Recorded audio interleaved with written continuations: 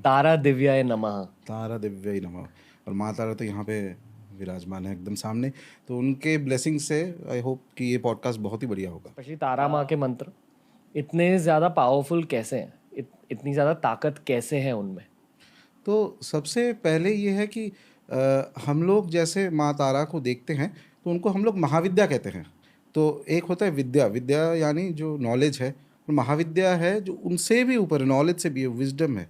इतना powerful wisdom है, ज्ञान है ऐसा कि जो किसी को भी मोक्ष तक लेके जा सकती है, वो ही है तारा। तारा जो संस्कृत में जो धातु से आता है वो है कि जो तारती है, अर्थात जो कोई संसार में कोई भी प्रॉब्लम हो, एनीथिंग जो भी चल रहा है लाइफ में, पूरा लाइफ स्ट्रीम में जो शक्ति आपको गाइड करके जैसे कि मान लीजिए, ये एक एग्जांपल लीजिए कि आप ओशन में आप कभी ट्रैवल कर रहे हैं, आप एक सेलर हो, बोट लेके आप जा रहे हो एक्सेट्रा, कुछ चल रहा है और बीच में तूफान आ गया, ये आ गया, तो होता रहता है, जैसे कि ज़िंदगी में होता रहता है, कभी कुछ ये हो गया। तो वैसे महाविद्या शक्ति जो उस समय पे आपको गाइड करके लेके सेफली आपको क्रॉस करवा सकती है, वो ही है तारा। यानी कि आपकी रक्षा भी करेगी, गाइड भी करेगी। लेकिन एक चीज़ है, महाविद्या है और उग्र देवी है। उग्र शब्द हम लोग यूज़ करते हैं, उग्र यानी थोड़ा सा जो फियर्स है, थोड़ा सा गुस्सा नहीं, गुस्सा नहीं, उग्र, हाँ एक तरह से बोल सकते हैं कि थोड़ा सा गुस्से का स्वरूप है, लेकिन ये हम लोग को लगता है कि उनका गुस्सा है, उनको गुस्सा नहीं है।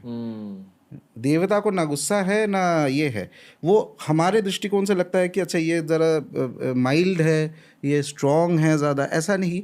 उनका तो उनका स्वरूप है, स्वभाव है, जैसा है। भगवान होते हैं। हाँ एकदम। मेरे ख्याल से फियर्स का हिंदी ट्रांसलेशन भयंकर होता है, भयंकर रूप। पर भयंकर मतलब डरावना नहीं। हाँ, फर्क होता है इन दोनों चीजों में। एकदम भूत डरावने होते हैं, माता भयंकर हो सकती है एकदम। और ऐसे कि एकदम एक साधारण सा एक एग्जाम्पल अगर लिया जाए, जैसे कि कोई स्कूल में टीचर होता है, बहुत तरह का टीचर होता है, कोई एक आध टीचर होता है थोड़ा स्ट्रिक्ट जो होते हैं, तो वैसे ही है माँ तारा। वो एक बार माँ तारा का कृपा आ जाता है किसी के ऊपर, तो जो है उसका आगे कैसे प्रोग्रेस होगा लाइफ में, आध्यात्मिक जीवन में एक्सेट्रा, वो पूरा माँ तारा ही करेगी सब कुछ। लेकिन जो है वो थोड़ा सा वैसे यही मैं बताता हूँ लोगों को कि माता तो है, लेकिन ऐसे मत सोचो कि जैसे हम लोग ह्यूमन, मैंने हमारे जो माता पिता या कोई है, इनके साथ कंपैरिजन नहीं करो पूरा। इस एंगल से मैं बता रहा हूँ कि अच्छा आपने कुछ गलती कर दिया, आपने अपने मम्मी ने आपको डांट दिया, आप जाके थोड़ा रो लिया कि अच्छा गलती हो गया, ये हो गया, तो उन्होंने माफ़ कर दिया। लेकिन महाविद्या वैसे नहीं, वो सिखाएगी। अच्छा दंड मिलेगा। हाँ, दंड भी मिलेगा, लेकिन दंड में भी आपका ही भला होगा। कभी हो ही नहीं सकता कि आपका भला नहीं होगा। लेकिन वो है कि जैसे कि आपका मान लीजिए कि कोई एक्सीडेंट हो गया, कुछ इंजरी हो गया, तो डॉक्टर के पास जब जाते हैं, डॉक्टर ने बोला कि अच्छा इसका ऑपरेशन करना होगा, तो उस समय के लिए तो थोड़ा चोट, आपका दर्द होगा, थोड़ा ऑपरेशन होगा या इंजेक्शन होगा, जो भी हो, लेकिन आखिर में फाइनली आपका तो फायदा ही होगा। चीज़ सेम चीज़, एक ही चीज़ है। जब महाविद्या किसी के ऊपर कृपा करती है तो वैसे ही है, जो उग्र, जो थोड़ा सा स्ट्रिक्ट, भयंकर, मान लीजिए भयंकर नेगेटिव सेंस में नहीं बोल रहा हूँ मैं, भयंकर रस है उनमें थोड़ा सा, ऐसे नवरस जैसे बोलते हैं ना उसमें, ये एक बात है। दूसरी और एक चीज़ है माँ तारा का, महाविद्या है तो महाविद्या का, जैसे कि महाविद्या मतलब क्या? महाविद्या मतलब कि सब जितना देवी के माँ के जितना स्वरूप है, उसमें से सबसे पावरफुल, सबसे ऊपर, सबसे एडवांस, सबसे शक्तिशाली। सबसे शक्तिशाली। मान लीजिए कि सबसे ऊपर जो है एक है, उनको आदि शक्ति कहते हैं। ठीक है, आदि शक्ति का स्वरूप वर्णन करना बहुत मुश्किल है, मैंने हम लोग सोच भी नहीं सकते। उनके शाक्त फिलॉसफी में, दर्शन में हम लोग जब देखते हैं तो उन्हीं से सबका उत्पत्ति हुआ है। देवी देवता असुर सब कुछ, मनुष्य जगत सृष्टि ब्रह्मांड जो भी है उन्हीं से आया है। उनके बाहर भी, ब्रह्मांड के बाहर भी उनका अस्तित्व है, जो हम लोग कल्पना में भी ना ला नहीं सकते हैं। आदि शक्ति मतलब दुर्गा माँ ना, आदि शक्ति है सबसे ऊपर, जैसे इंग्लिश में हम डिवाइन फेमिनिन कहते हैं, कह सकते हो। लेकिन ये है कि जो तुर्यावस्था में है, तुर्यातीत है, जो मतलब आपकी इमेजिनेशन से भी ऊपर है, जिनसे सब कुछ का उत्पत्ति है। तो वही आदि शक्ति का आप अगर एक एग्जाम्पल के स्वरूप में मैं अगर बताता हूँ कि आदि शक्ति, मान लीजिए कि जैसे एक रूम है और आपको वहाँ पे यू हैव टू, आपको वहाँ पे अंदर आना है, तो 10 दरवाजे हैं वहाँ के, ठीक है। तो एक एक महाविद्या वो है। अच्छा, आप इस साइड से भी आ सकते हो, ये माँ काली का दरवाज़ा है, ये माँ तारा का है, ये माँ त्रिपुर सुंदरी है, ये भैरवी है, ये छिन्नमस्ता है, धुमावती, ऐसे करके 10 दरवाजे हैं, 10 महाविद्याएँ हैं, ठीक है। तो वो आदि शक्ति में संपूर्णता है, सब कुछ है। उनके कुछ विशेष तत्व या प्रॉपर्टी या एक तरह से मान लीजिए कि पर्सनालिटी जो है, ये 10 अलग अलग उनके पर्सनालिटी से 10 महाविद्याएं बनती है, और वो भी बहुत ऊपर है, बहुत ही ऊपर। मतलब साधारण हम लोग जैसे भगवती का पूजा करते हैं, माँ दुर्गा का इत्यादि, माँ दुर्गा तो है ही, ऐसा भी कुछ कुछ तंत्र में माँ दुर्गा को भी महाविद्या के क्रम में लाया जाता है, ऐसे बोलते हैं उनको। तो अब महाविद्या का और एक चीज़ है, महाविद्या सटीक पद्धति से अगर पूजा करना है तो उसमें तंत्र दीक्षा चाहिए। अच्छा, मतलब अगर महाविद्या से आशीर्वाद चाहिए आपको नहीं, आशीर्वाद थोड़ा बहुत ऐसे भी मिल सकता है, भक्ति से भी होगा। ओके। अच्छा, जैसे कि अब मैं एक एग्जांपल दे रहा हूँ, मैं बंगाल से हूँ, तो उस बंगाल हम लोग के वहाँ पे माँ काली माँ तारा का बहुत मान्यता है। तो ऐसे माँ काली का मंदिर है, मैं कभी चला गया, थोड़ा सा हाथ जोड़ के प्रणाम कर लिया, एक माला दे दिया, कुछ ये कर लिया, थोड़ा आशीर्वाद तो आएगा मुझे। मैं तंत्र साधना जानता हूँ ना जानता हूँ, कोई फ़र्क नहीं पड़ता, एक श्रद्धा, एक भक्ति से आएगा। लेकिन एक है कि आपको उस स्तर पर पहुँचना है ताकि जिसको हम लोग बोलते हैं, शास्त्र में बोलते हैं कि जिसमें देवता का सिद्धि मिल गया। सिद्धि अर्थात है कि वो देवता, जैसे आप मेरे साथ सामने बैठ के बात कर रहे हैं, वैसे उस देवता का कृपा ऐसे हो गया कि वो आपके स्वयं आपके साथ है। उनका आशीर्वाद रहेगा, हर पल में रहेगा, सब अवस्था में रहेगा, कहीं पे रहेगा। और ये एक कम्युनिकेशन होगा, दो तरफा कम्युनिकेशन। बाकी हम लोगों का कम्युनिकेशन एक तरफा होता है, सब मंदिर में जाके प्रणाम कर रहे हैं। आप भगवान से बात करते हो, यहाँ भगवान भी आपसे बात करते हैं। बस यही कहना चाहूंगा कि तारा दिव्याय नमः। तारा दिव्याय नमः। माँ तारा का कृपा रहे सबके ऊपर। और माँ तारा तो सब पूरा ब्रह्मांड का मालिक है एक तरीके से। वो चाहती है तो एक सेकंड में होता है। सबसे सबसे बस एंड करने से पहले यही है कि महाविद्या में सबसे तीव्र, सबसे फास्टेस्ट इज हर कृपा, सबसे जल्दी आता है। बाकी थोड़ा टाइम लेते हैं, वो बहुत जल्दी आता है। यानी कि उनका आशीर्वाद और उनका जो पॉस्चर है, यही सब तो आइकोनोग्राफी जो होता है, जो मूर्ति रहता है ना, उसका जो हाथ कैसे, ये इत्यादि कैसे, उसके ऊपर आपको सब इन्फॉर्मेशन रहता है जिसको पढ़ना आता है। माँ जो हम लोग जो जिस रूप में माँ तारा को पूछते हैं, उसके उनका जो ध्यान श्लोक वगैरह होता है, उसमें उनका प्रत्यालिद पदार्पितांग, प्रत्यालिद पद एक स्टैंस है। स्टैंस यानी एक तरह से पैर कैसे रहेगा, कौन सा पैर आगे, कौन सा पैर पीछे।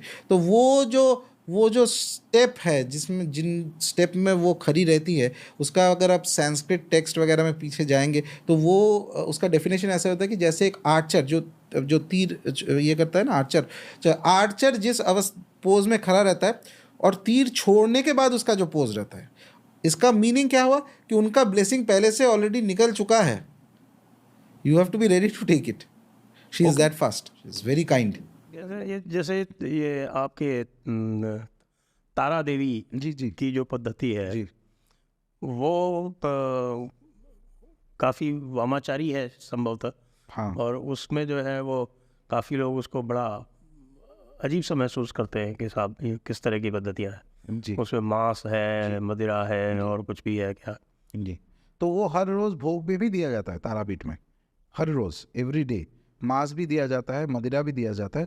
तो उस पद्धति जो कौलाचार वामाचार है, वामाचार में ये 5 तत्वों को भगवती को दिया जाता है, लेकिन उसको ऐसे नहीं, उसको मंत्र वगैरह पूरा शुद्धि करके और पूजा करके। और उसमें कुछ प्रोसेसेस भी है, जैसे मांस जब दिया जाएगा, मांस पकाया जाएगा, उसको कुक करके दिया जाएगा, उसमें लहसुन प्याज नहीं यूज़ होगा। तो वो लोग वैसे बनाते हैं। अच्छा। हाँ, स्ट्रिक्ट एकदम, लहसुन प्याज कभी यूज़ नहीं होगा। अच्छा, उसमें भी कुछ डिफरेंशिएशन है, जैसे तारापीठ में अच्छा चिकन कभी नहीं दिया जाएगा। अच्छा, लेकिन मांस मतलब सिर्फ बलि होके जो जिसको ये छाक बलि होगा, छाक बलि का ही मांस दिया जाएगा भगवती को।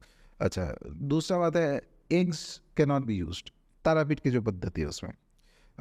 और मदिरा को डायरेक्टली खरीद के, एक्चुअल पद्धति में डायरेक्टली खरीद के नहीं दिया जाता है, उसको शुद्धिकरण किया जाता है, उसमें श्राप है, श्राप को हटाया जाता है, फिर मंत्र से उसको अमृत बनाया जाता है, फिर उसको कारण कहते हैं, फिर वो भगवती को दिया जाता है।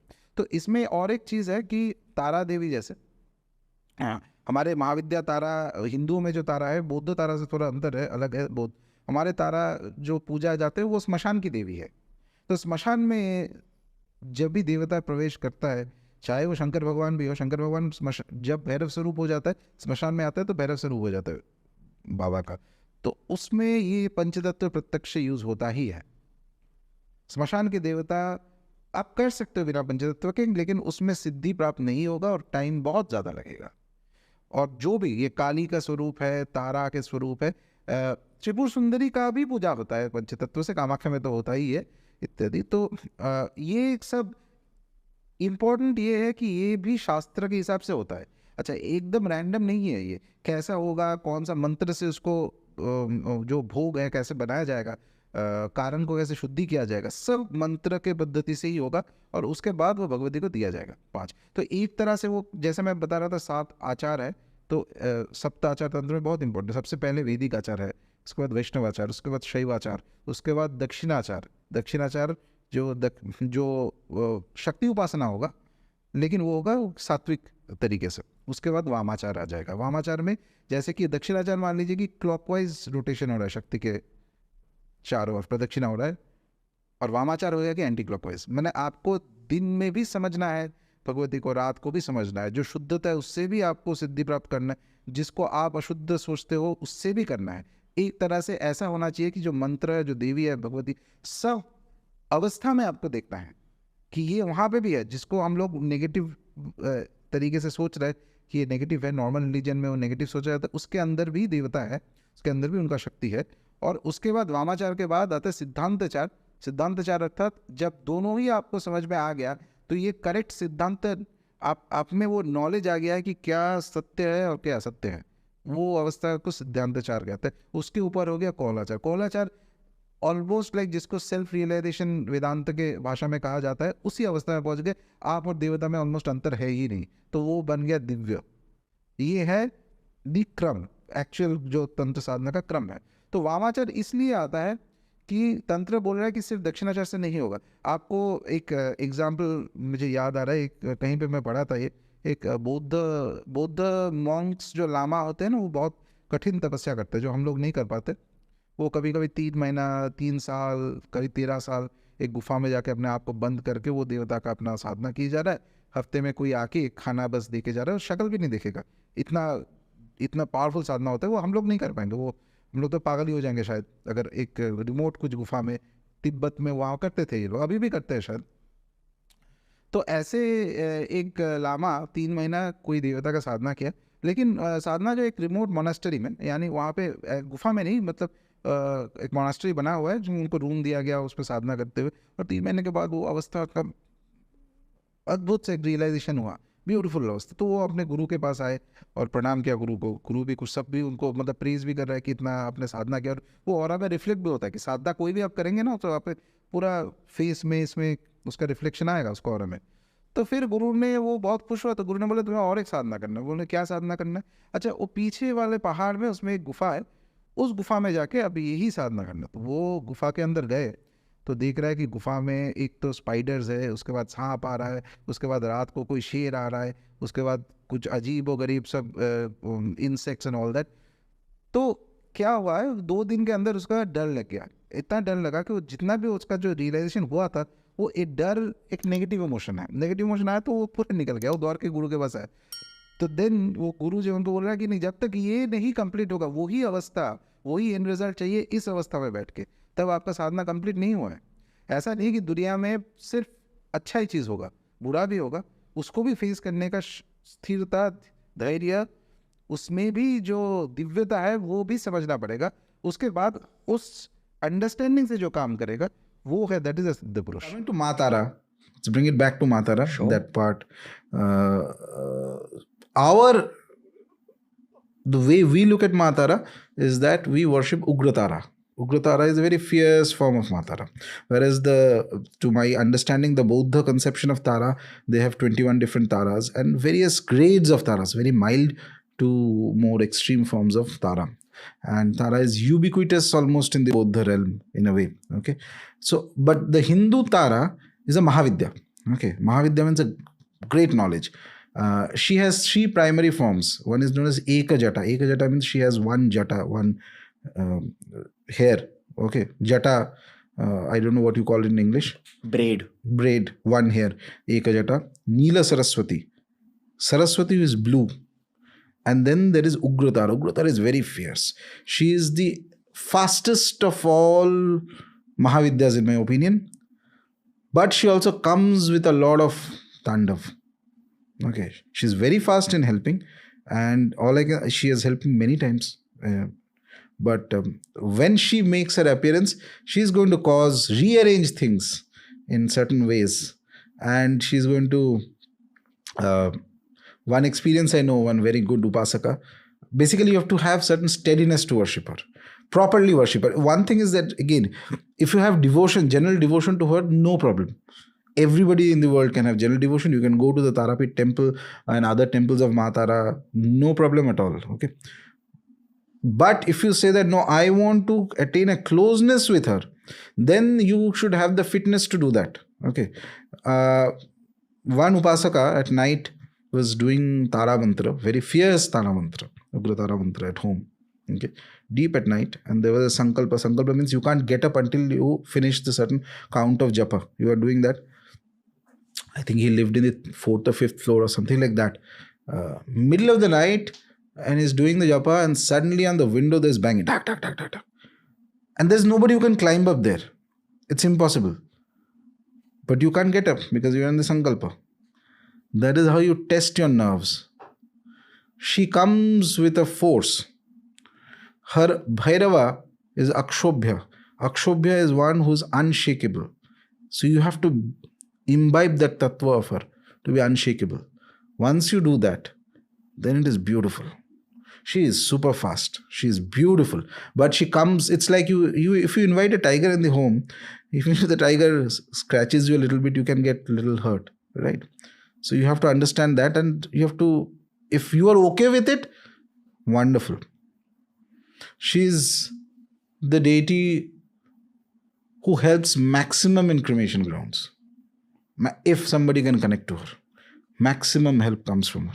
She's very fast. She's like that light that comes. In a cremation ground is a very dark place. If you go to remote cremation grounds, it's a completely dark space. There's nothing there. Talking about remote ones specifically. The only light in the cremation ground is from the pyre that is burning. That light is psychologically like Maa Tara. In a very complete darkness, she is the light. Tara is like the sky is where everything is dark. When you are navigating, somebody is navigating, you look at the stars and you get direction. She is the one who gives you the direction from there. But she has Ugra Tara. There's a fierceness in her, inherent in her. And those who love that fierceness, they love the fierce form of the mother. Eventually, you have to learn proper Shakta, I believe, is somebody who has to learn to love the mother in her extreme fierceness and also in an extreme beauty and Somya form. Ugrati Ugra Somyati Somya, the most fierce of the fierce. The same deity can suddenly turn the softest of the soft. There is Lalita Tripur Sundari, the most beautiful form of the mother. Most beautiful. Enchanting. She's Kameshwari, this repository of all desires. She creates desires in human beings, in everything. Without desire, the world is going to stop. Nothing is going to. Every desire is in her domain. Okay. And then there is Kali. Absolute raw force. When Ma Kali's force, somebody experiences it's like there is no compromise in there. It is, I don't know how to describe it. It's like the one thing that is there. There is a degree of madness needed in the upasaka to be able to be close to her. There's no compromise. She's full, she's the most, in a way it is beautiful. Beauty is subjective, so you can look at it anyway. Then there is Chinnamasta, one of the Mahavidyas. She is to be invoked in cases where there are things that are very extreme. absolute negativity is there, worst kind of negativity that you can imagine. Then her sadhanas and then her mantras, her prayogas come into play, and they have a very strong impact. Then there is Ma Baglamukhi, who can stop everything at a higher level, even stop. This may sound very weird to the more skeptical minded people, but the Shastras will tell you worship of her can give you the ability to stop natural things. Stop the wind, stop a rain, stop a cloud. Stambhana. Stop negative entities. Stop positive entities. You can stop everything. It's Shakti Upasana is beautiful. I'm asking a friend of mine what Ma Tara is in Sanatan Dharma, because Ma Tara has a whole identity in Tibetan Buddhism. Right. Where they have 21 Taras. Right. I would argue that it's the same core deity that they're talking about. Or if it's not, then the 21 Buddhist Taras have to be some version of Adhyakali, which is the origin point. No, so the Buddhist Taras and our Ma Tara fundamentally are similar, but the Bodhas have taken her in a much more wider spectrum. So they have different powers of her have been attributed. I feel that's way as an outsider. I'm not a practitioner of the Buddhist path. So her powers have been slowly, iconography has been delegated to 21 different divisions. So there is a very Somya forms of Tara, softer forms, fierce forms of Tara are there. In our conception, the Mahavidya Tara is very fierce. Maybe the word they use, Tara, as a word probably means Devi. No, Tara means one who saves you from difficulties. Tarna in Hindi. That is Tara. Yeah. Anybody who's going to protect you from difficulties, she is that kind of a devata who protects the upasaka from all difficulties. Yeah. I'll tell you why I'm bringing this up, because the first image you showed of Kali Ma with the hands Yes. like this, there was a hand like this, and then there was a hand in the opposite direction. That same logic is there with the Buddhist Taras. In fact, in the old podcast, the Murti weight kept Right. was the Buddhist Tara. Right. But in my eyes, all the Devis, even whether we're talking about the Dash Mahavidyas, Saraswati Ma, they're effectively coming out of that same origin point of Shakti. So they are all, each of these, specifically the first three Mahavidyas, they can each of them become Parashakti. Okay. So it is not only Ma Kali. For a Tara Upasaka, she can become the ultimate source from which all the Mahavidyas have come. Okay. The Tara that we have in Sanatan Dharma. Pull up the image of Ma Tara. Right. So say second one. This is a painting. This is the full thing. Okay. This is Tara. Completely. How do you know this is Tara? How do you know it's not Ma Kali? So you have to first observe when you see a painting that is properly done, that's based on the Shastras, start not by looking at the face.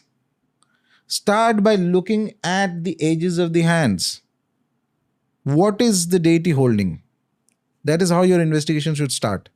So here you will see there is a skull, bowl, patra she is holding. Then there is a lotus, blue lotus. That blue lotus is identical with Tara. Only she holds the blue lotus. Ma Kali will not hold the blue lotus. And then there is a kharga, and then there is a scissors.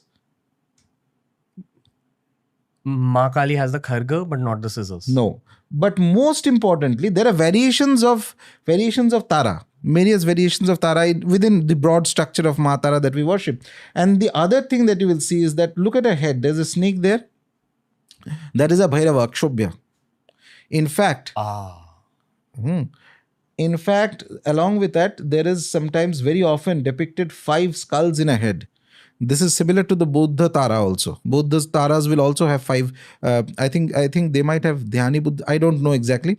They have 5 symbols there. And our Ma Tara paintings, many of them, will also have 5 skulls on the... So this is basically, she is in the cremation ground, standing on a corpse. But sometimes this can change. Instead of a corpse, it could be actually a burning pyre. There was also an image of 2 people in intercourse. Yes. So that is one iconography of Tara. That's not the most popular iconography, but that is one iconography of Tara. So that is why I chose this one, because this is more common. This is a corpse. This is a corpse. Okay. She's standing on a corpse. And that blue lotus signifies wisdom, spiritual wisdom that she gives to an upasaka. The skull is a patra that she holds, which is very useful in certain sadhanas. Basically, it has a meaning, but more importantly, eventually, as the sadhana deepens, the upasaka realizes that it is his own skull that she is holding. Fun. Why the scissors? Because she cuts off things, Removes things from your life. what is not needed. And that is the most interesting thing about Maa Tara. She cuts off things that is not needed, but provided you have the tenacity to hold on to the new configuration. Most people do not like change. So you, even if the old situation is not perfect, you'd still like better than the, something unknown, or you want to still hang on to the old, and that is what causes you misery. In my opinion, Maa Tara mantra sadhana, if it is done, always it starts with some kind of a bang. Bend. No, some kind of a tandav, bang in your life. That's how she starts always. But eventually she saves you from all, because we worship her as Ugratara. Ugratara though means somebody who saves you from Ugra difficulties, most fierce difficulties. But it also is that she's a cremation ground deity. So she comes with that kind of an energy. But at least in my life, I've seen whenever there has been most complicated difficulties and I've worshipped Maa Tara, there has always been a solution. Yes, the solution may or may not be according to it. It's not going to be very... So she's fierce and the solution will also be fierce, and that scissors will start working. Whoever has to be cut off, she'll smoothly trimming she will do. You have to hold on very tight to her. If you follow her lead, you will grow higher, stronger and better in every sense. But that's also where many people falter, because we are conditioned to, hang on to things that are old. When I first met you, you gave me the mantra which went Tara Divyaya Namaha. Yeah. Which I don't know if is... I don't know if it's an actual Sanskrit mantra in the first It's just just with the name. It's not the actual mantra of Maa Tara, but one can just do it. It's okay. There's no harm in it. Yeah. Why would one pray to Maa Tara and not Maa Kali? No, it's not like that. That you have to... So why would one pray to? No, that's so like asking why would I want to pray to Kali and not Hanumanji or not Shiva or something like that. It's up to your personality. But the thing with Maa Tara is that though she comes across initially with a certain degree of aggression, but there is still a little bit more motherliness in her than Kali. Softness. Slight softness, but within the context. Don't expect the full mushy softness kind of thing. It's a cremation ground softness. Okay. So first of all, in both cases, you have to be very steady. The Bhairava Kripa is absolutely necessary. And she is lightning fast. Once you have connected to her, her effects start just like that. In fact, before I came to the first show, I had done a Maa Tara Anushthan, small, at home. And when I came in and I saw that Vigraha of Maa Tara, I was least expecting, of course, that there would be a Maa Tara of all places in the world will be here. So then I knew that that whatever the Anushthan had done is working. Its energy is there. And it was a Buddhist Tara. At the end, deity is one. Both the Tara, all Taras are one, but they have their own mantra and other ritual krama and all that. We have our own. In fact, there's a very interesting story from one of the tantras, and quite a few tantras. Brihad Nila Tantra, Tara Rahasya. Then even in the Rudrayamal Tantra, there is a story that Rishi Vasishtha, once, who was the Manasputra of Brahma, wanted to attain Siddhi of Mahamaya. So he goes to Kamakhya, and for 1000 years he does mantra sadhana. And he doesn't succeed. Okay. And he gets angry because he's a Rishi after all. He's like great, and not ordinary Rishis, one of the Brahma Rishis. So he gets angry and he says that I'm going to curse this Vidya so that nobody can succeed. The moment he says this, he's thinking of this. There's a Daiva Vani, there's Akash Vani, there's a divine voice he hears. And that voice tells him that your mantra is correct, but your paddhati of sadhana is not correct. That is why you're not succeeding in this. So he goes to, they say that he goes to Mahachina. There's a place that's like Tibet kind of area. In fact, most likely, in my opinion, Tara was already worshipped even before Buddhism came into Tibet. She was already a deity there, present there, okay, in those areas before the advent of Buddhism. So he goes there, Vashishta, and in Mahachina, that area, he sees there is a man like an Aghori sitting, full, long hair and like that. And there are 3 very beautiful women around him. And in front of him is kept a bowl of meat and alcohol and fish and all that. And he gets full furious. So he gets furious and he says to that person that what kind of sadhana is this? Okay? And then there's a conversation that happens between the two. And in that conversation, he, at the end of the conversation, he realizes that the man who's sitting is actually Buddha Rupi Narayan. He looks like a Buddha, but he's not Gautama Buddha. He's a very ancient type of enlightened being, let's say, who is actually Vishnu, nobody other than Vishnu himself, who has taken that form. And those 3 women are Mahakali, Mahalakshmi, Mahasaraswati. And he tells him, there's a discourse that happens on the use of Pancha Makara and Pancha Tattva, which is the foundation of Kola Tantra. The 5 ingredients, how to use them. And he tells you, do her upasana now in this method that I taught you, with the same mantra. And then you see. From there, they say, the story goes, the lore goes that he goes to Tarapit. And he does sadhana there and succeeds in having a vision of Tara with the Pancha Makara Pancha Tattva. So basically, Tara, Maa Tara is a cremation ground deity. Number 2, Maa Tara has 2 other forms. One is Neela Saraswati, one is Eka Jata. Eka Jata means there is one single jata in her head. Okay. One jata. And Neela Saraswati is a blue Saraswati. She is also cremation ground deity. She is not like the normal Saraswati. She is Saraswati, but not the normal Saraswati. And the Dhyana says there's a lotus that is coming out in a cremation ground. On that lotus, she's sitting down and she holds all the skulls and everything there, Neela Saraswati. So she gives to an individual Mahapragya, something that's beyond Jnana. Gyan is you will get normally through the worship of Saraswati, etc. She gives you something that is a Vijnana, how to apply that knowledge. And that comes spontaneously. That comes only in a state of enlightenment. But she sits in the cremation ground. That is Neela Saraswati. In fact, one of the things they say that when Tara blesses somebody, he attains a great proficiency in whether it's poetry or speech or writing or something, one of the first blessings that come. Then there are many other things that is possible. Now, Goddess Tara Maa Tara is one of the most powerful Mahavidya goddesses that we have among the Dasa Mahavidyas.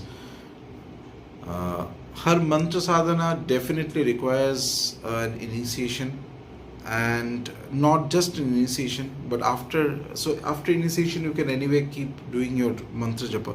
But if somebody is seriously keen on pushing the accelerator into a deeper Tara Upasana, engagement with Tara Upasana, and one decides to do Purushcharana and larger counts of the Tara mantra, then it is important to be very steady, because of all the deities in the Mahavidya pantheon, the one most strongly connected to the cremation grounds is Tara.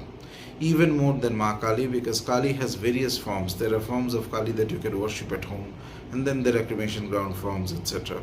But for Ma Tara, primarily her presence is of Smashan Tara and Ugra Tara. So these forms, when intense japa, intense sadhana of these forms are done, it is important for an upasaka, even if he may have all the dikshas, to remain completely steady. The Bhairava of Tara is known as Akshobhya. Akshobhya means unshakable. So it is not just a name of a deity, but it is also in a sense an indication of the kind of tattva, the kind of attitude that must be there in an upasaka if you have to go deeper into Tara sadhana. So to clarify one more point, there are a lot of people, especially in Bengal, who have great devotion to Ma Tara, and they may have photos of the goddess and their own way they interact with the goddess, and they get blessings. All that is perfectly all right, and that's perfectly valid. Anybody can go and visit temples, there's no harm in it. But the moment you have to do sadhana of the deity, and the reason for sadhana is to attain to a state of communion with the devata, which is what Siddhi finally is. The ultimate Siddhi is actually this, not specifically any miraculous powers, but that state of complete, that oneness with the deity. If that is what the aim is, then one has to do sadhana. And if you're doing sadhana, then everything changes. Then it is not so easy. It's not just about having an emotional connect to the deity and saying, saying Maa Tara 100 times is going to cause you is going to bring about the the blessings of the final result of the communion any faster. One has to go through the process, and the process will test an upasaka to the core. Make no mistake about it. Whenever Tara Upasana properly, with the right mantras and the right guidance and the right method intensely done, it requires the upasaka to become very steady, first and foremost. No doubt about it that Maa Tara is one of the fastest among the goddesses, and her blessings when it comes to an individual is extremely powerful, protects him or her from all troubles, destroys his enemies, brings about protection not only from actual enemies but also from things like where there are financial crises, there's some other problem, etc., etc. Her help is paramount and very swift, provided the upasaka has been able to build a connection with her. That is very important. So I would not recommend anybody to do the mantra sadhana, but definitely you can do the Ashtottara Nama. Even some Puritans may say that even the Ashtottara Nama is not to be done, but I believe that it is alright to do it, and I have again, under various circumstances, when I felt that somebody would do well for Tara Upasana, I have introduced this Ashtottara Nama to people over months, and they have more or less produced some positive benefits into their lives through this.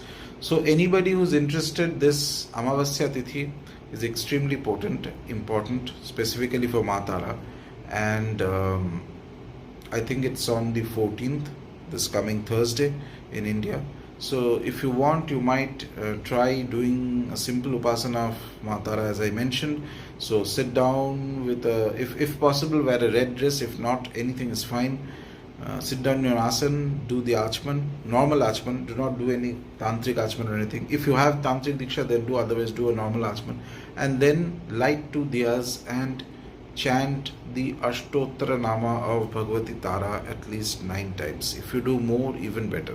And before you do, just mentally pray that this is for the protection of dharma, this is for strengthening of dharma and weakening of the forces that are against Sanatana Dharma. With this kind of a prayer, a mental attitude, go ahead and do this sadhana 9 times or more than 9, up to you. And then meditate on just the name of Goddess Tara, just the name. So Tara is also extremely powerful, almost kind of a very root foundational devata in Buddhism, in tantric Buddhism. Though I do not have a complete knowledge of or full knowledge of how she is there in what kind of sadhanas are done in Buddhism, but this much I know that there are multiple variations of Tara. They have almost 21 perhaps. But in the Hindu pantheon, Tara is a Mahavidya goddess, and she is worshipped primarily as Ugru Tara or Smashan Tara. Though there is also the Neela Saraswati aspect and the Ekajata aspect of her, but it is the Ugra Tara form that receives maximum upasana, primarily centered around the temple of Tarapit that we have. There are 1-2 other Tara temples also in India, other places in north. It is also believed that till even a few centuries ago, Tara Upasanas in south of India was almost non-existent. Perhaps it was a disciple of Ramana Maharishi, or the wife of a disciple of Ramana Maharishi, who was first initiated into Tara Upasana by a Bhairavi guru from Bihar. So that said, Goddess Tara is an absolutely beautiful, powerful, fantastic and blissful deity. if somebody attains her blessing, a little bit of kripa, lot of difficulties are removed from life. Many blessings come to an individual. There is a guidance and a clarity that will come. However, remember that she is also an extremely powerful goddess, and she is not just powerful, but let's say that her presence requires, when intense upasana, mantra upasana of Maa Tara is done, it requires that the upasaka should have complete steadiness, like the tattva of Akshobhya Bhairava should be there. Then he or she will be able to transcend the various initial chaotic conditions that can come and hit an upasaka, and unless he's steady, he'll get unnerved by it. But that is precisely the point. One has to be very steady and carry on the sadhana, because after that, when a connection is actually built with the deity, it is absolutely terrific experience. It's an experience that one carries till the last day of his life, and perhaps carries forward to his next life also. So with that, I'll end the video. I hope at least some of you will be doing the Tara Upasana this coming Amavasya Tithi in the manner I mentioned, with the aim I mentioned. And I hope the blessings of Maa Tara is on everybody, and the blessings of Maa Tara helps to fight against all forces that are inimical to, that are malefic, that are against Sanatana Dharma. Jai Maa Tara, Jai Maa Kamakhya. Namaste. In this regards, there are many people who have asked me to say a few words on Maa Tara, and also if there is any upasana that can be done. I have spoken of Tara, Bhagavati Tara, on various occasions. She is the second of the Mahavidyas. There are various things written about her in various texts. In some ways, the actual upasana of Tara is completely tantric, because it comes she has links to the Bauddha tantras as well, to the Tibet and other regions where she used to be worshipped. In our Hindu conception, Tara is the second among the Mahavidyas. She has a link to the Graha Jupiter. And very interestingly, right now we are passing through a time when Jupiter is in retrogression. And in the coming times, there's certain changes in the motion of Jupiter that will happen, which can accelerate many kind of national and global events. Tara is also a deity who has, Maa Tara has three primary forms, that of Ugra Tara, there is Neela Saraswati, and Ekajata form. As Ugra Tara, she is also the benefactress who saves us from the most fiercest of problems. The Ugra problems she will remove from your life, but she removes it in her manner, not necessarily taking into account your own sensibilities. So when Tara Upasana is done, she is a very strong force and can bring about a complete shift in the individual's life. Always for the better, but provided one is ready to give up what needs to be given up. Very often we as human beings cling to things that have lost their purpose, their meaning, their utility, karmically speaking, for our life, for our purposes. And because there's a difference, something that is to be left, we still don't leave those and hang on to them, and that causes further problems. When the blessings of Maa Tara comes to an individual's life, Ugra Tara Smashan Tara the Smashan Tara is also a form of Ugra Tara. Here the specificity is that she is the goddess who remains in the cremation grounds. One of the things that she does, and this I speak only from experience of having chanted or done her upasana multiple times, and have been very blessed in the sense that every time I've asked her for help in various or whatever matters, there has always been a very quick response from her, and I can only convey my deepest reverence and humble surrenderance to her. But her activity always starts with a little bit of like a surgeon's, like a doctor's, like an operation, small amount of operation, something that needs to be removed from life. She's very good in removing that, and this specifically is denoted in her iconography by the presence of scissors in one of her arms that you will notice. through that she cuts off the karmas of the individual, which very often translates into removing whoever needs to be removed from the individual's life. She's very good in that. Additionally, one of the other aspects of Tara, and this I'm saying in a way for people to understand, inside of Tara is contained the powers of Mahakali, Mahalakshmi, Mahasaraswati. All the three forms who combine together to form Chandi in the Durga Saptashati Chandi Swarup. Same energies are also present inside Tara. All these three primary forms are very well established. Their energies are well established inside the form which we worship as Tara. So when she wants, she can bless an individual with huge amount of material growth, prosperity, wealth, etc. Same time, she can give somebody exceptional amount of knowledge in the form of Neera Saraswati. And this knowledge is not ordinary knowledge. This is a tremendous amount of knowledge on a subject. So much that the other aspect is that whenever this knowledge enters into an upasaka's consciousness, he or she will be renowned for that. She ensures, one of the blessings of Tara is that she will ensure not only is a gift of a particular vidya comes to an individual, but that individual will be renowned for that. She never gives something without also additionally making sure that everybody is aware that this individual, this upasaka has this gift. That is her blessing. And she can make sure that somebody can remain, somebody, a man or woman, an upasaka, his or her name may remain immortal for decades and centuries even, if she blesses an individual. That is one of her most unique things. And then there is, of course, the element of Kali inside her.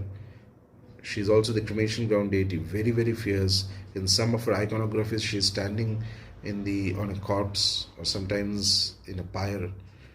All these have very strong, fierce, destructive properties inside her, which she unleashes to remove obstacles from an upasaka's path when she is allowed to interfere in your life with complete surrenderance. Remember, even if she comes with a strong force and removes some things, it is only for the upasaka's greater benefit. In time, the sadhaka realizes that whatever she had done is actually to his best interest, and they look back after a few years and see that the changes that were incorporated by Tara, by the upasana of Maa Tara, by the blessings of Maa Tara, have been only for the uplift and benefit of the individual, and they only go from higher to higher stations. So Tara is a tremendous deity and one of the forms of the mother that I revere and in my own way worship very regularly, and I have had much benefit from her worship. So that is why in the Telegram groups on the Vishesh Tithis, some simple Tara Upasana is done. However, the actual Upasana of Maa Tara requires Tantra Diksha and Tantric initiation and other methods of doing it.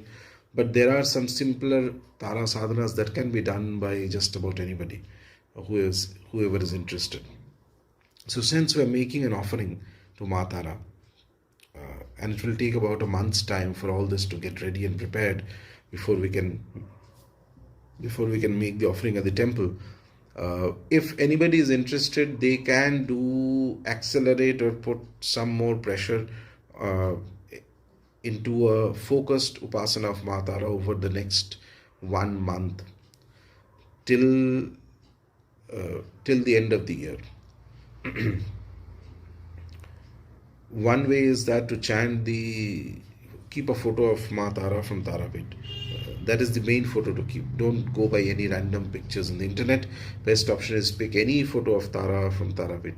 Light a diya of oil, or you can light both a ghee and an oil lamp. Very simply do Achman, do pray to her, and start reciting the Ashtottara Nama of Tara every day, at least 9 times every day. Okay.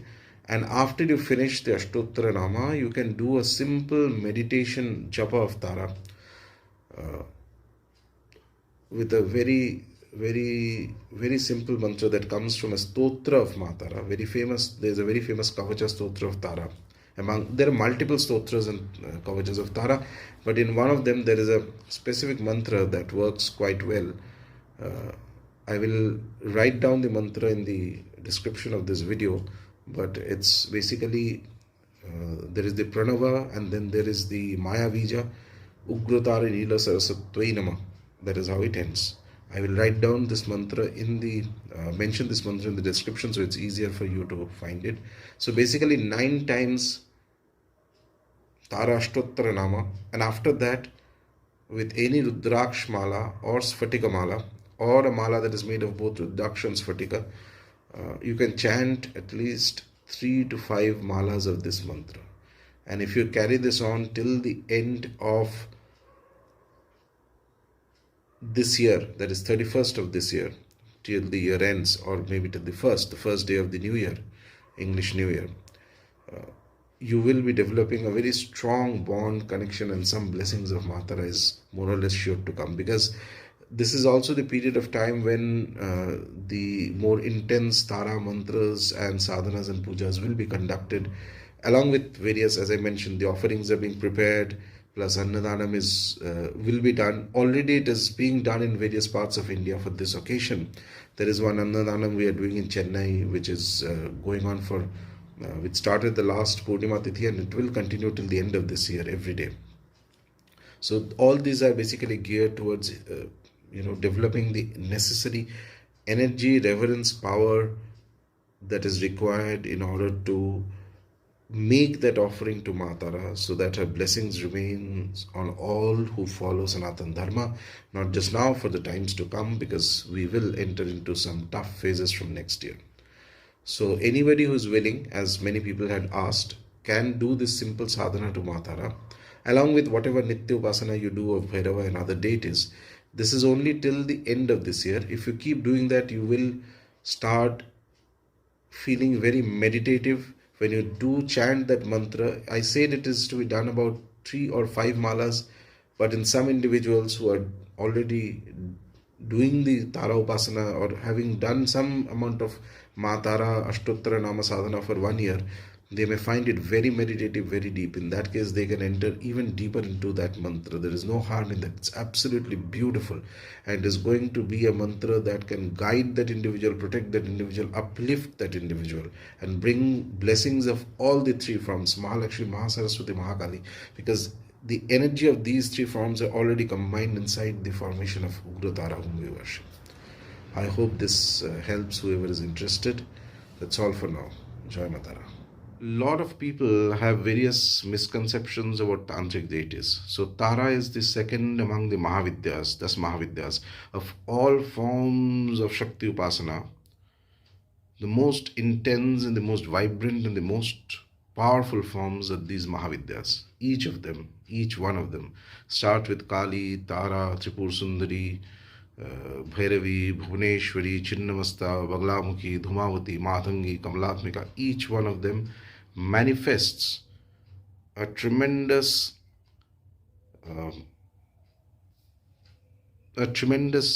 peak experience, a peak power in certain realms of this material world, both the spiritual world as well as the material world.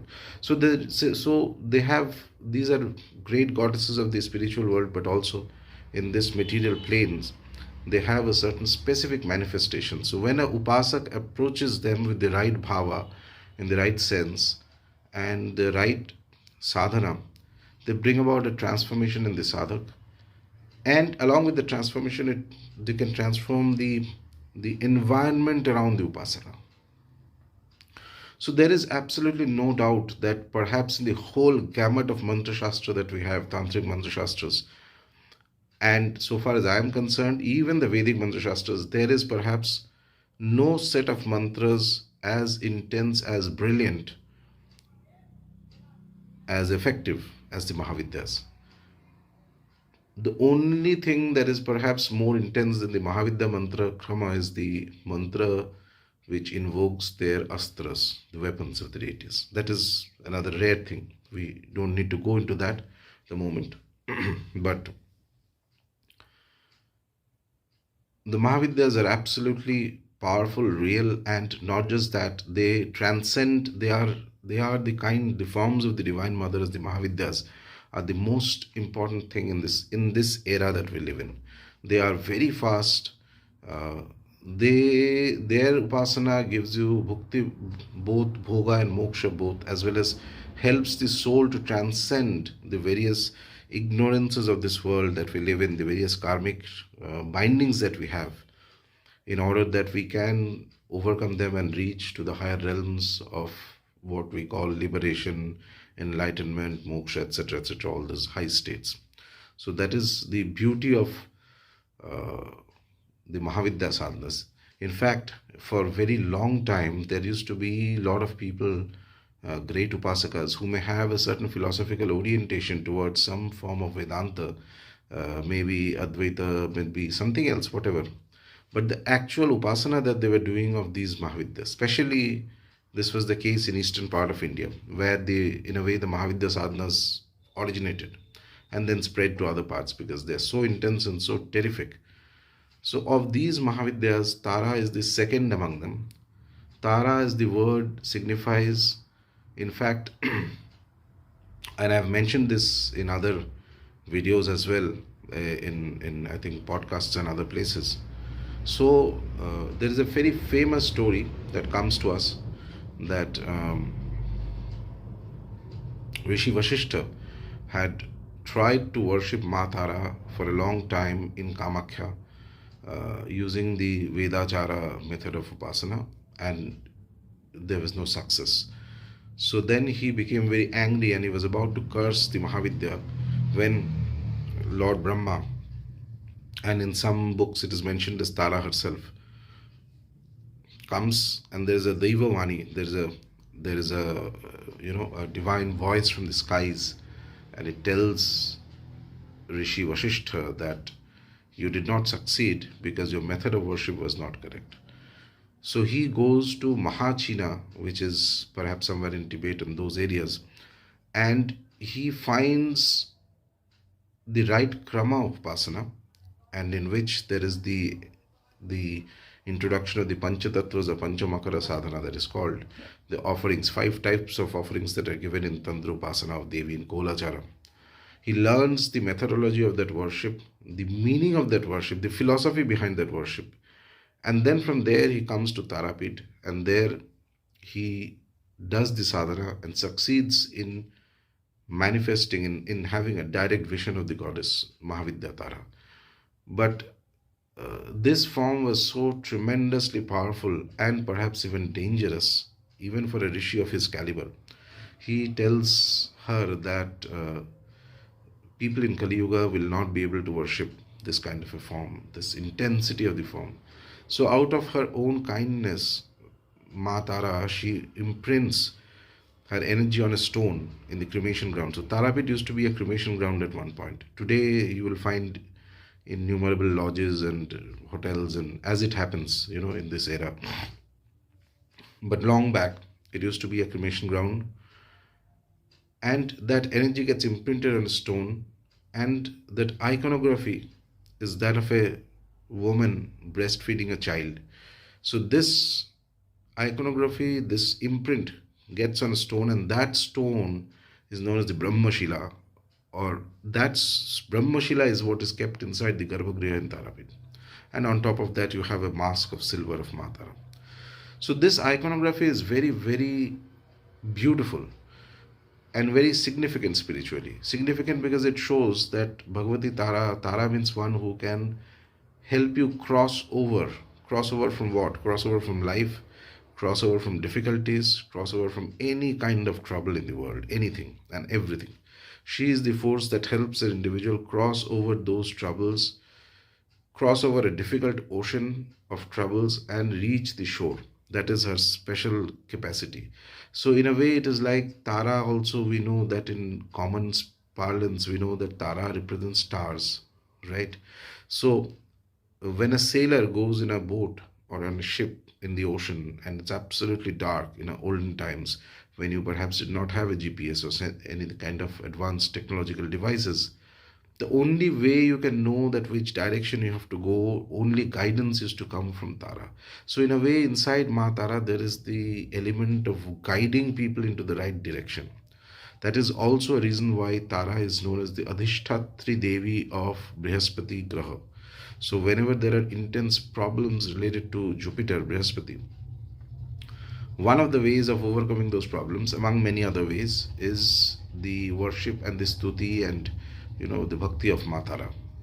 So this is a very specific method which is followed in Eastern India, especially where the Mahavidya upasana is very strong. So when people have Jupiter related issues, you can worship Maa Tara. Some relief is possible. But apart from Graha dosha and all that, the main purpose of Tara upasana is that she can liberate a soul from the trappings of whole life. Because everything in life, the average human life, is based on ignorance. There is no knowledge, there is no spiritual knowledge, there is no light. It's like a whole cremation ground, because any moment anybody can die anywhere. That itself is the very definition of a cremation ground. So inside that cremation ground, there is this force, this light that guides an individual into the right direction. That itself is Tara. And this thing is best captured in the iconography, where the small child is also Shiva, that is, she has on her lap. But this is what type of Shiva? It is not Shiva, Mahadeva of the infinite forms of the heavenly realms and beyond, but this is the Shiva who has become Jiva by coming down to this plane. The moment Shiva takes birth here, the Jiva, the Paramatma, takes birth in the form of the Jivatma in this plane. Immediately it is surrounded by layers and layers of ignorance, of Maya, or whatever terminology you want to use. Complete ignorance, doesn't know which is left and which is right, and is driven by the pashas and the greed and selfishness and jealousy and various other human emotions, standard things and all that. And driven by these, every activity, every karma that is performed becomes a binding on them. So they can't escape. So every time something is performed, it comes back with a double, triple force, and then the cycle of life goes on, birth and rebirth continuously. In this kind of a trapping, this kind of an environment, Tara is that force of the Divine Mother, that form of the Mother who, if she is worshipped carefully, helps to pull the soul from that state of ignorance into its full realization of the divine state. At the highest formation, Tara is like a Mahashunya. It's absolute, indescribable state. Mahashunya does not mean emptiness. It means deep inside there is also a throbbing, pulsating power in the form of a seed of every possibility in the universe, everything that can be thought, everything that cannot be thought, everything that is beyond the capacity of the mind to capture. All of it is inside that Mahashunya state, in very minute, like seeds, like germination points, something like that. It's difficult to explain, something to experience. In the iconography of Maa Tara that we see, you will often find in the traditional iconography, and there are many dhyana mantras, by the way. There are some differences in the dhyana mantras. All of them are correct. But more or less you will see that she has, of the three forms, Ugra Tara. Ugra means fierce. So she is a fierce form of Tara. She is very akin to Ma Kali. That type of ferocity is there. She is a deity of the cremation grounds. In her hands she holds four things. One is, you will have the khadga in her hand. Then you will have the scissors. Then you will have a blue lotus, Neela Padma, and there is a kappar, skull. Of these, the most interesting things is that having the scissors in a hand, or the kattari, or something to cut, basically. One of the typical things that Maa Tara can do is cut off situations and anything around you that needs to go. I have experienced this many times in my life when I've intensified Tara Upasana. She will cut off things that are not needed or that are holding you back. Very interesting. The human life is such that Sri Aurobindo used to say that the greatest puzzle of human birth is that every soul wants to be free, but we are also in love with our chains. So it's like a chain that surrounds people, each one of us. But what is necessary to get out of the chain is the activity that we stop ourselves from doing. When Ma Tara's energy is activated, one of the things, and if you do it in the spiritual sense, that is, if you really want to go high in sadhana, then she will ensure that whatever is blocking you, and even things that are kept hidden from your consciousness, she is going to remove those first and foremost among all things. Then that skull that she holds, the khappar, that is very, very intense, beautiful. In that khappar, there is blood. Why that blood? Because blood is one of the things inside the human body that carries maximum amount of prana shakti. Maximum prana shakti. So when she takes the blood in the khappar, what she does spiritually is to cause a cleansing of the prana, because through these prana shaktis, through the flow of blood, through the pranas, spiritually speaking, not medically speaking, spiritually speaking, it is here that the maximum amount of karmic depth, the karmas what we inherit from our past actions, are embedded inside these. So once she purifies this, the individual becomes free from the effect of the karmas that he or she might have performed in past, and that is when you are able to go forward. And how do you go forward? Then it comes the Neela Padma, the blue lotus. That blue lotus is a sign of Mahapragya. That is not just normal wisdom, that is extraordinary spontaneous knowledge. So normal wisdom is the jnana that you will, the panditya, the jnana that you will attain if you read a lot of books and you have a traditional training and you know Sanskrit and you know the Vedas and the Vedanga and the other grammar and texts and things like that. That is the traditional knowledge. It's wonderful. But there is a knowledge, a wisdom that comes even beyond that. That is called the Mahapragya. That is a very spontaneous, intuitive, luminous knowledge inside the human mind that comes to an upasaka only when he has crossed the stages of pragya, when he has gone beyond, when the mind has gone beyond the normal condition of taking in, the knowledge that is there in the world, something beyond that, something that is, for lack of better words, we call, say, nirvana, enlightenment, moksha, mukti, या जो भी आपको बोलना है. That state has an ethereal light. Light means it's not just switching on a tube light or something. No, the term light, when it's used in spirituality, it means prakash. It means illumination. When you have light, then you have knowledge. Light's property is wisdom, knowledge. You see, you understand immediately. You don't have to go through the process of reasoning. The reasoning mind is wonderful, but the reasoning mind governs the world. Beyond the reasoning mind, there is something called the land of intuition. The mind becomes very supple, and there are sights and sounds, and there are knowledges that cannot be easily described. It is in that realm and the highest stages of that realm that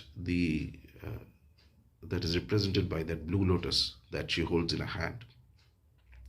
And this whole setting is a cremation ground. She is often depicted standing on a dead body, sometimes on a burning pyre, because the whole world is a cremation ground.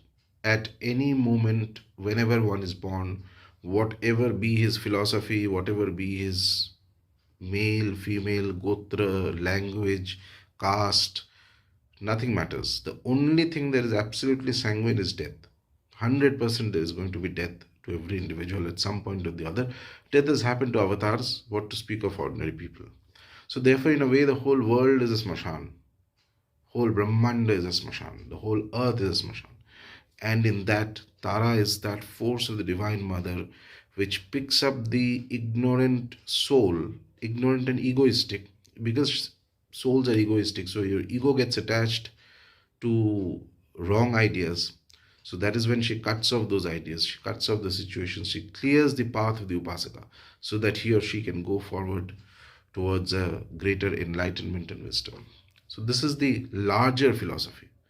But even on a very rational and a lesser scale, suppose someone is not doing the sadhana for moksha, which is quite possible, because moksha and liberation are very high order things, and you cannot enter into that until all the other karmas and the other desires are kind of squared off and fulfilled in life.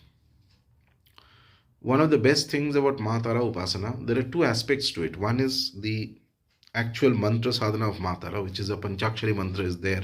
And there are many others, Saptakshari, and multiple amount of mantras are there in the tantric texts. Those require a little steadiness and guidance. Maa Tara's Bhairava is known as Akshobhya. He is represented as a snake on a head. That snake is Akshobhya. Akshobhya means one who is unshakable. That is a property that has to come into the Upasaka when entering into very intense mantra sadhana of Maa Tara.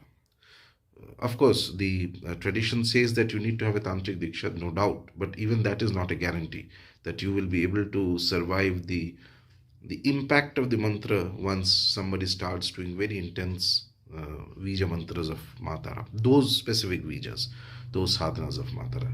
But at the same time, it's not impossible also. If one develops the depth, the steadiness, and this is what is called as Adhara Shakti, and that is where Lord Bhairava becomes so important. Because once you worship Bhairava, he creates the steadiness in the mind and body. And on that platform, you have the competency to worship almost any Mahavidya, including Maa Tara. So once that steadiness comes in, then you do the sadhana and it causes very fast reactions, effects to the Upasaka. She is undoubtedly one of the fastest rescuers of people from trouble. If you have faith on her, if your faith is very solid on her, Shraddha is very solid on her, if your faith is solid on her, she is going to rescue you from any kind of trouble. That is her specialty of Maa Tara. Any kind of trouble is there. For the Upasaka, she can move things in a way that is unthinkable, unimaginable, at the speed at which she does this. That is also represented by she's represented as Pratyalida Pada, which is, she stands at a particular posture. That posture is often taken by, in olden times specifically, those was taken by archers when they're shooting an arrow. And that posture basically represents that somebody, when the arrow has been shot out of the bow, the body stands in a specific format because of the recoil, or a little bit of the recoil. So that posture is ingrained inside Tara, which basically means that she's somebody whose rescue has already started off for the Upasaka, even before the Upasaka calls for help. She's that fast. Indeed, she's absolutely fast for a sadhak who connects to her properly with strong faith. Many people outside have various misconceptions about Tara sadhana. She's a difficult deity and this and that. I think that large part of it is misplaced, and specifically these misplaced notions are held by people. I don't know how much sadhana they've actually done of any deity, to be honest, because everybody today has some of the other gyan on everything, regardless of what is their actual depth and experience in these things. Is there a threat in Tara sadhana? Mostly very less. That is only if you are doing very complicated mantras of Maa Tara, or if you are going to the cremation ground and doing. But those are not for grihasthas at the normal stage. I do not recommend that for anybody. On the other hand, there are many people over years whom I have recommended simpler upasanas of Maa Tara to get over certain problems. And invariably, if you continue for 6 months to a year, you will see very positive changes and orientations that happen. Inside Tara, there is also the Shakti of Mahakali, Mahalakshmi, Mahasaraswati. So, in a way, these aspects, for example, there is Mahalakshmi is a force that nourishes you. It's not just money, but anything that nourishes the Upasaka, that helps him to survive, that sustenance, that is the word. It could be in terms of wealth, it could be food, it could be anything, or it could be just general sense of happiness inside. All these things can also be given by Maa Tara. In fact, one of the typical things when Maa Tara's blessing comes to an Upasaka sometimes is a tremendous amount of sudden upsurge of wealth out of the blue. It is a very typical thing that happens. Suppose specifically for those people who may be suffering from some kind of genuine financial issues or something like that, there will be an out of the blue upsurge of wealth and multiple orders of the amount that one may need. That's a very typical way in which she manifests herself, provided the Upasaka actually wants it. There may be people who are very detached, who have no desire for wealth. They may be poor, but they may not desire wealth. Then that is not what she will give you. But all these things are provided you continue the sadhana and simple sadhanas. As I mentioned. So it becomes complicated when you are doing certain specific vijas, or somebody does it in the cremation ground and all those. So those are offbeat things. Those should not be tried by ordinary people. Anyway, cremation ground sadhanas are not meant for everybody. It requires a lot of caution and various other things. On the other hand, chanting Ashtottara Nama of Tara or even simple Nama mantras of Tara are perfectly legitimate sadhanas that bring almost 95% time. If somebody continues with that sadhana for a few months, you are bound to see positive developments in your life. A reorientation of life towards a greater both material and spiritual redirection that I have seen so many times by now, especially when I used to do more Jyotish related readings. Nowadays I don't get time and I don't do. But when I used to do that in certain combinations, in certain very complicated cases, when I had recommended Tara Upasana, it had produced marvelous results, marvelous. So here is the thing, there is some degree of caution, but all that is already taken care of when specifically in the last video when I had mentioned certain simple mantra of Maa Tara. That mantra can be done by anybody. And when you do that mantra, all you have to do is imagine yourself, keep a photo of Maa Tara of Tarapit, and you imagine herself as a very as a light inside your heart. The placement of the devatas is inside the depth of the human heart. That is the purest part in the whole body. Rest is mostly biology and automation, and something that you attain through evolution. But it is there in the depth of the heart, which is the right seat, which is the right kind of. There's a fire that burns there. It's like a homa that is, and like a dhuni that doesn't ever get lost. Inside that, one has to place the deities, and once that is done, then you will see that there is a tremendous growth, a happiness, a natural spontaneous joy and happiness in life that comes apart from his tremendous guidance and protection of the deity that comes. So you should not have any apprehension about doing the Tara sadhana and also the Ashtottara Nama of Maa Tara, because those are very good things to do. And not only that, if somebody continues that sadhanas, they are pretty much sure to receive a lot of blessings of the deity, blessings of Maa Tara. And she is one of those deities, as I mentioned, who can help you in the most difficult of situations. So continue that. Meanwhile, me and some of the people I guide together, we are doing Tara mantras and Tara sadhanas on those offerings that we will be making. Towards the next, at least till the next Amavasya Tithi, minimum this Tara mantra, those who have started off should continue doing that. And around that Amavasya Tithi, try and light a diya in your home in the name of Maa Tara, if you are continuing these sadhanas. So that itself will help you mentally to connect to the mother when these offerings are being made.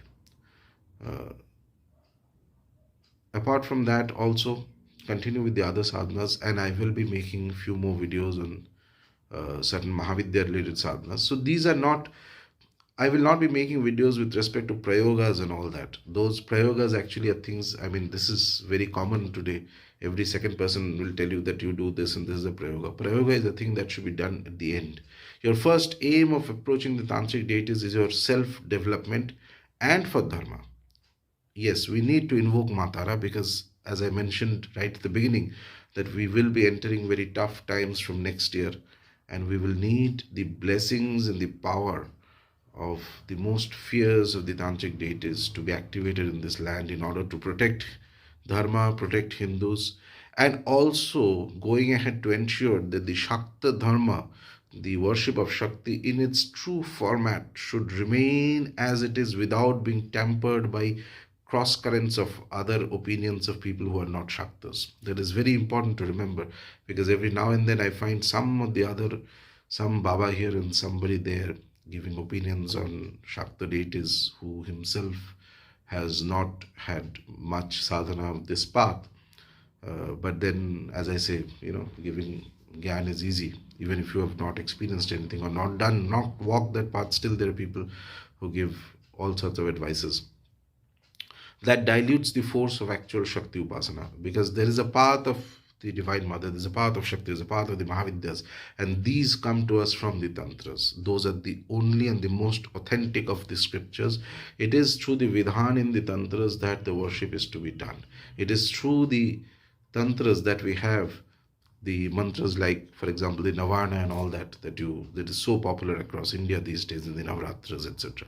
So that Vidhan has to be followed. That methodology of worship has to be done. Whatever is said, if the Panchatattva is to be given to Tara, then it is to be given. Yes, so let me clarify another thing. There's a typical question that comes in here, that can Maa Tara be worshipped in the Sattvic manner? Yes, you can worship. In fact, as the basic blessing of the mother that I mentioned, just doing that Ashtottara Nama, offering a little bit of bhog, naivedyam, normal sweets or anything of fruits, doing that simple mantra that I mentioned in the previous video, those are all sattvic ways of worship.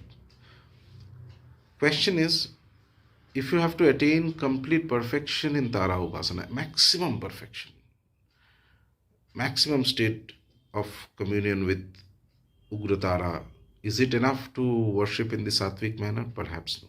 At one point or the other, when great depths are reached in sadhana, then it is not your will, your ideas, your likings, dislikings, these are irrelevant. What the deity asks of you, that has to be done. And that is where you will see all the vidhanam that is given in the tantras, all of them apply.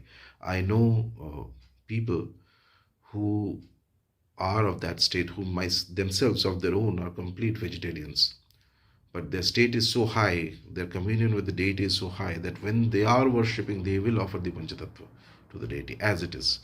Because the worship is not about you, it is about the Devata. Or us state mein, in that depth of sadhana, your mind is so transformed, the mind of the Upasaka, there is no question of my will versus your will, no. It is only her will that will work when somebody reaches that state. So when she demands something, you have to give it to her. At the initial stages, all this is fine. Initial stages, when you do in a sattvic manner, you will get some blessings. And those blessings are very powerful, by the way. I mean, I have at various points suggested Tara Upasana, simple Tara Upasana, just like this, to people for certain problems. And eventually they were able to get out of the problem. There was a lot of development, materialistically, spiritually. There was a new orientation in their life. All that blessings you will definitely get from Maa Tara. But if you want Siddhi of Tara, and you want Siddhi of the main form of Maa Tara, which is Ugra Tara, or Ekajata Tara, or even Neela Saraswati, and perfect Siddhi of the goddess, because these are, at the end of the day, if you reach that 90%, so imagine that getting Siddhi means 0 to 100. In the method that I am explaining in the videos, the Sattvic method, if you are very good Upasaka, you can reach 50-60% of the path. That itself is a huge thing, by the way. The blessings that you can get can carry forward in a whole lifetime. But somebody, if he is destined to reach 90% of the path, then you will be forced, because after a point, the human mind will not work. Your will does not exist. The Upasaka has no will. It is only her will. It is only she who will get the sadhana done. At one point, she enters into the body of the Upasaka and makes the Upasaka do sadhana. It is no more, you do not have a control over the process. There is no question of I want to do this and I don't want to do this. At that state, you do not exist. It is only she. She is the one. That is a form of Advaita. She enters into the Upasaka. She is the one who utters the mantra. She is the one who does the sadhana. She is the one who also is the final goal of the sadhana. All these are one. Eventually. And that is not just a statement, that's a realization that comes to the sadhaka. And in that state, whatever she says, if she says that meat has to be offered, meat has to be offered. If she says that karan has to be offered, karan has to be offered. There is no, if you have that I sense still existing, if a sadhaka has nahi, mere ko ye karna nahi hai, mujhe acha nahi lagta, if I exists, that means you have not reached that height in sadhana. That's as simple as that. Either she will be there or you will be there. But these are only extreme states, I'm saying. Extreme states are not easy to reach. Of perhaps thousands of people who do Maa Tara sadhana, few may be able to reach, and that is also blessed depending on the blessings that they have from past lives and the blessings of Maa Tara herself. If it is destined, they will. But for rest of us, even simple sadhanas of Tara are quite fine, and that brings some transformative changes in the person's life. I hope that this clears a lot of confusion that some people may have, and I also hope that those who are doing the mantra sadhana, the Ashtottara Nama, they continue with this, because it is going to bring a lot of benefits, a lot of changes, a lot of positive developments into your life. And especially in the coming year, everybody of us will need this, because the years are going to be difficult. The times are changing. That's all. Jai Maa Tara.